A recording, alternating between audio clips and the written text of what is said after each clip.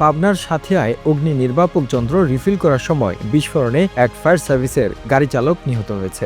এ ঘটনায় আহত হয়েছে আরও একজন। মঙ্গলবার রাতে উপজেলা কাশীনাথপুর বাজারের পাশে এ দুর্ঘটনা ঘটে।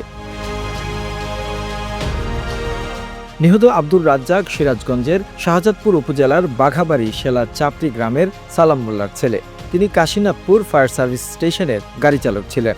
আর আহত জব্বার আলীর বাড়ি নীলফামারী জেলায়। তিনি কাশীনাথপুর ফায়ার সার্ভিস স্টেশনে বাবুর্চি হিসেবে কাজ করেন। কাশীনাথপুর ফায়ার সার্ভিস স্টেশনের ভারপ্রাপ্ত কর্মকর্তা লিডার মোহাম্মদ আহসান আলী জানান, কাশীনাথপুর ফায়ার সার্ভিস স্টেশনে প্রায় 4 বছর ধরে বাবুর্চির কাজ করেন আউটসোর্সিং এ নিয়োগপ্রাপ্ত জব্বার আলী। পাশাপাশি তিনি কাশীনাথপুর বাজারের পাশে ব্লুবার্ড ইম্পেরিয়াল স্কুলের পুরাতন একটি কক্ষ ভাড়া করে অগ্নি নির্বাপক যন্ত্র রিফিল করার ব্যবসা করতেন।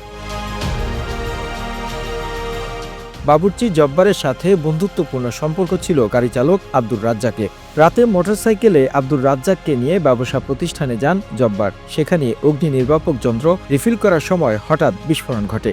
এ সময় দুইজনই গুরুতর আহত হন। খবর পেয়ে ফায়ার সার্ভিস কর্মীরা তাদের উদ্ধার করে দ্রুত পাবনা জেনারেল হাসপাতালে নিয়ে গেলে চিকিৎসক গাড়ি চালক রাজ্জাককে মৃত ঘোষণা করেন। আহত বাবুর্চি জব্বার আলীকে হাসপাতালে ভর্তি করা হয়েছে। সাথিয়া থানার ভারপ্রাপ্ত কর্মকর্তা সাইদুর রহমান জানান, খবর পেয়ে পুলিশ ঘটনাস্থল পরিদর্শন করেছে। ঘটনাস্থলটিকে ঘিরে রাখা হয়েছে। সিআইডি এসে প্রয়োজনীয় তদন্ত ও আলামত সংগ্রহ করবে বলে জানা গেছে। The news Bangladesh desk report.